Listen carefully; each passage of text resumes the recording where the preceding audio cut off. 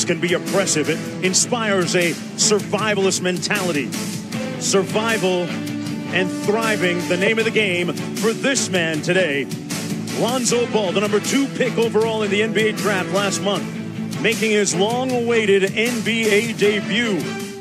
As Zubac for the Lakers will jump it off against Siobhan Thompson, and we are underway. Ware for three.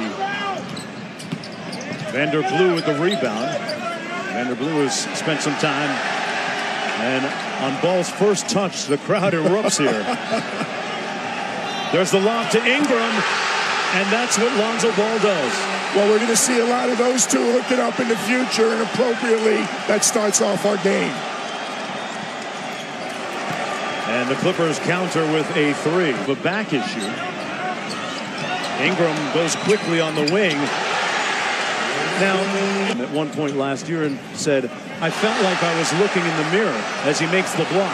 Well, that is what he looked like, but that's not what he played like. From the first play, a beautiful look right there. Finished 26 and 56 this past season and missed the playoffs for the fourth consecutive year. Vanderblue on the drive, and that's going to be goaltending. Span for a guard, point guard, which is pretty impressive. Turnaround jumper by Bryce Johnson is, hey, I don't want to start anything. But a front office change with the Clippers, too. The multitude of other Los Angeles Laker players that have had their jerseys and their numbers retired. And that's a pretty stellar group of Quasars as Kuzma sends him the pass, 3 on the shot clock. And that time Ball tied up, got it off, and Kuzma with the board, put back no good, and followed by Bryant. Thomas Bryant.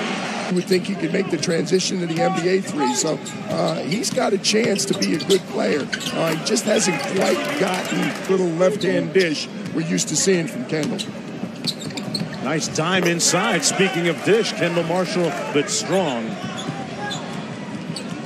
Yeah, Kyle Wiltshire got most of his time, Jonesy, playing for the Rio Grande Valley Vipers. An assist-to-turnover ratio. What kind of impact do you think he makes with the Rockets, and how does it work with he and James Harden? Well, I'm concerned. First of all, I believe Coach, excellent offensive mind. He's going to make it work, but I think you're talking two players who absolutely need the ball. I mean, they're used to having the ball in their mid-state lineup. And one thing that I can say about Chris Paul, when you add him to the locker room, you get a dynamic force of personality as well. And they might run a little bit better with him being the alpha character as opposed to Harden, who might not embrace it quite as much. But that's the end of the first quarter. Luke Walton watching his leader out there on the court with the guys every day, leading by example and by telling them what they need to hear. And he's made a lot of progress. Last year he told me that he wanted to. How about Lonzo's putback right here? We're talking about all the other things he does.